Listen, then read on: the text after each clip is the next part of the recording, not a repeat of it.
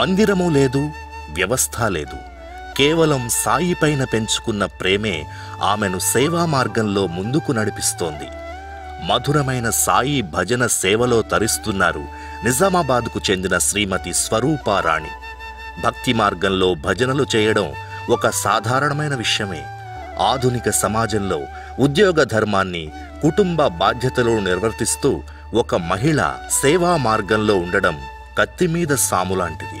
ప్రభుత్వ పాఠశాలలో physical education టీచర్గా విధులు నిర్వహించే శ్రీమతి స్వరూపారాణి సాయిపై ప్రేమను పెంచేందుకు భజన సేవను షిరిడీ సాయి భక్త భజన మండలి పేరుతో గత 3 సంవత్సరాలుగా కొనసాగిస్తున్నారు.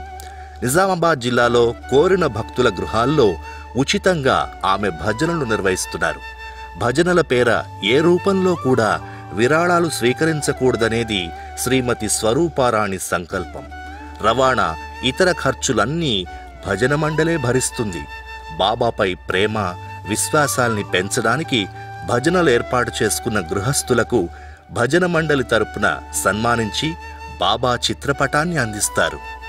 గ్రామీణ ప్రాంతాల్లోని సామాజిక అసమానతలు రూపుమాపడానికి హరిజన, దళిత కుటుంబాల్లో సాయి భజనలు ఏర్పాటు చేసి సాయి చెప్పిన సమానత్వాన్ని చాటుతున్నారు. సాయి మార్గంలో కుల, మత, ధనిక, పేద అన్న తారతమ్యం ఉండకూడదని ఎవ్వరు ఆహ్వానించినా ప్రేమతో అక్కడ భజనలు నిర్వహింపజేస్తారు. గత 3 ఏళ్లుగా 122 భజనలు నిర్వహించారు. 100వ భజనను షిరిడీలో ఘనంగా నిర్వహించారు. ఆధునిక సమాజంలో ఉద్యోగ ధర్మాన్ని, ఆధ్యాత్మిక సేవను సమర్థవంతంగా నిర్వహిస్తున్న శ్రీమతి స్వరూపారాణికి సాయి శక్తి పురస్కారాన్ని సాయి టీవీ సగర్వంగా అందిస్తుంది.